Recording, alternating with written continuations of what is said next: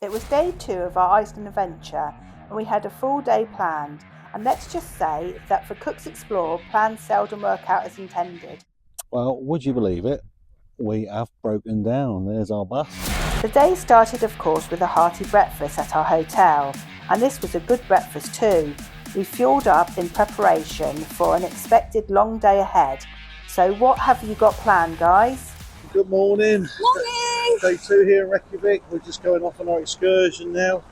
Oh, exciting day today. It is, yeah. Hopefully we're going to see the Golden Circle at last. Yay! And do a bit of snowmobiling if all goes well. Just making our way down to bus stop 9.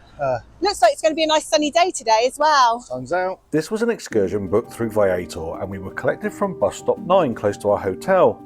This bus took us to Reykjavik's main bus terminal where we transferred onto a luxury coach and we set out on our adventure. Our guide narrated facts about the scenery and the way of life in Iceland as we headed out of Reykjavik towards Þingvellir National Park. And this place is not just scenic but is historic too, and is where the first ever Icelandic parliament was established in AD 930, continuing there until 1798. And it is also a place where the separation of the Eurasian and American tectonic plates can be clearly seen, and this wonder of nature has created some of the most spectacular scenery imaginable. And we parked up at the visitor centre and viewpoint and were given a short period to explore. We wandered out to the viewpoint high above the Rift Valley. Wow, how beautiful this place is. Photos taken, we couldn't resist the urge to scamper down into the canyon below, admiring the spectacle of the rock having split open as the two tectonic plates move apart in opposite directions. First impressions then, guys? Well, we've been on the bus for about 45 minutes. We've ended up at this amazing viewpoint Absolutely stunning. in Thingvellir National Park. It's absolutely stunning. We haven't got long here, we've got 20 minutes, so it's a bit of a scamper around Quick. just to see what we can see. We've got to go to the toilet in that time as well. We did, though, have just enough time to scamper up to a second viewpoint. And for the second time in the space of a few minutes, wow! Then we had to head back to the bus. You liked it here, didn't you, Si? I think it's fair to say this is some spot. Absolutely stunning. Wish we had longer. Then just enough time to use the loo before boarding our bus and heading back out on the road, and the scenery continued the wow factor as we travelled towards Geysir.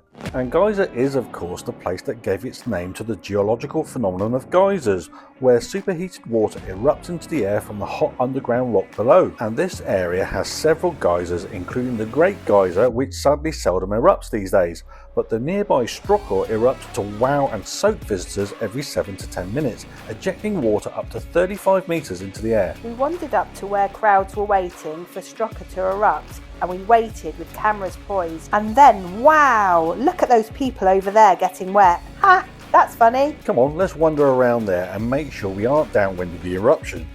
I think if we stand here, we should get a good shot and stay dry. And of course, like idiots, we forgot that the wind can change direction, and we became shrouded in hot, smelly, sulphurous steam. Being downwind of the geyser isn't the smartest. Absolutely soaking in sulphurous water. That's quite a sight. All the geysers are just fascinating to watch. Not all erupt and some just bubble away. We wandered around the geothermal area, marvelling at the magical power of nature. We then climbed the hillside to a viewpoint to take in the views across the geysers and the surrounding areas. This day kept giving us wow moments, and we were loving it. Right, we're heading back down to the springs and geysers and the visitor centre now. Going to try and get a bit of lunch. One more pose for Strokkur, and we were stood in the right place this time. Then into the visitor centre for some snacks and a comfort break before boarding the bus once again, and we barely had time to scoff our cookies before we arrived at the Gullfoss Waterfall. We walked past the visitor centre and followed the crowds towards the viewpoint, and this is a spectacular place worthy of even more wows. So we've made it to Gullfoss and our supermarket suite tour of Iceland. Look at this, absolutely stunning. It's beautiful. People have said how good this place is and how gorgeous it is. And they weren't joking. It's just a shame we haven't got very long here. We've literally got 20 minutes tops. And we've got to get back because we're going out on our snowmobiling adventure. But what a spot. But there was just enough time to take some spectacular video of these majestic falls. Then back to that, hang on, that's a different bus. And look at those wheels. We were now, of course, about to head out onto the nearby glacier for our snowmobiling event. Once all our party was aboard, our driver set off towards the glacier which lay ahead, and we assumed those wheels were that size for a reason. And the road we followed was deserted, with lying snow slowly thickening as we gradually climbed, and the views were incredible. And yes, we did say wow quite a lot. The road became a dirt track and also became narrower, and the snow became deeper. The few other vehicles that we encountered had to navigate around us. This was some journey when, hang on, is that smoke? Well, would you believe it? We have broken down. There's our bus. Stuck up in the snowfields here on our way to base camp, and there was a load of smoke, and it just stopped, and now we're stranded here awaiting rescue, believe it or not. We go snorkeling in the Phi Islands and the boat breaks down. We go snowmobiling in the Iceland, the glaciers, and the bus breaks down. There's no desert island here though, unfortunately. Definitely not a desert island, and I'm glad I got my hat on. We were told another bus would rescue us, and so we waited and played in the snow, and we took the opportunity to get the drone up. And the rescue bus has turned up, so we're going to continue on. There was frantic activity to try and repair our original bus, but eventually we were told to board the rescue bus. So we're aboard the other rescue bus now. We're just going to turn around and hopefully carry on to base camp. So we continued our journey and eventually arrived at the base camp. This was a stunning place, and we had been so lucky with the weather too. We eagerly snapped photos of these beautiful surroundings and the snowmobiles. We were told to get dressed up into thermal clothing and safety gear provided by the base camp team. Okay, so they've given us a whole load of gear, you know, an overall, smurred helmet. They didn't give you gloves as well, but we bought motorcycle gloves. Yay. So it might be a bit warmer than the ones they've given us.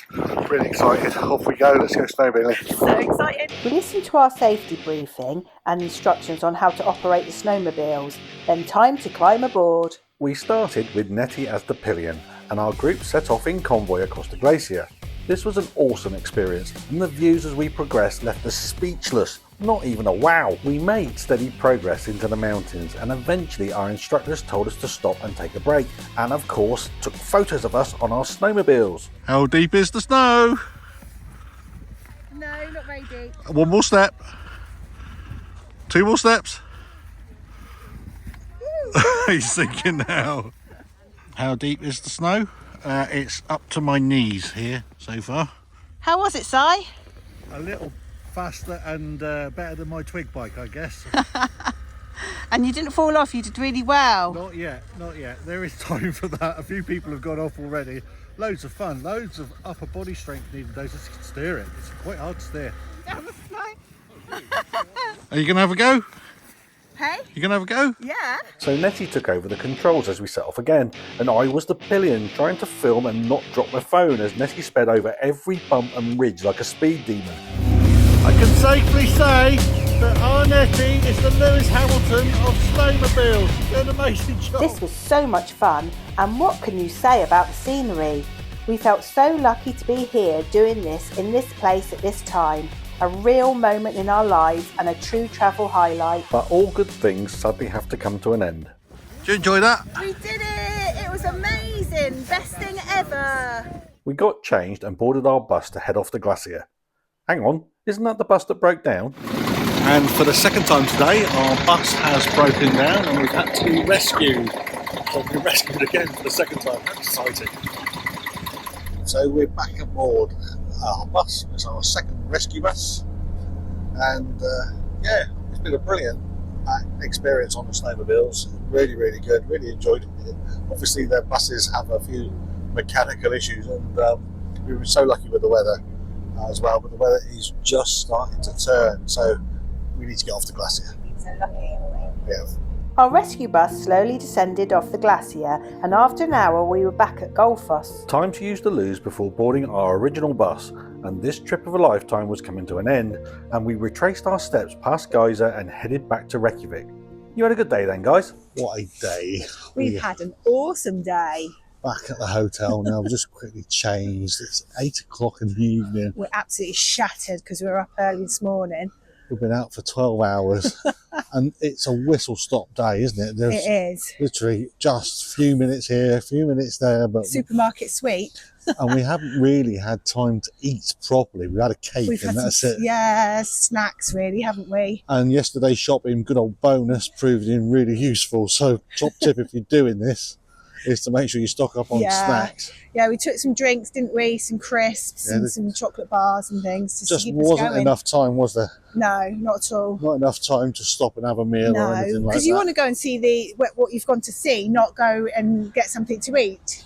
So anyway, brilliant day. We've got another full-on day tomorrow. Hopefully going to see the South Shore waterfalls and maybe an ice cave tomorrow. Yay! It's be exciting.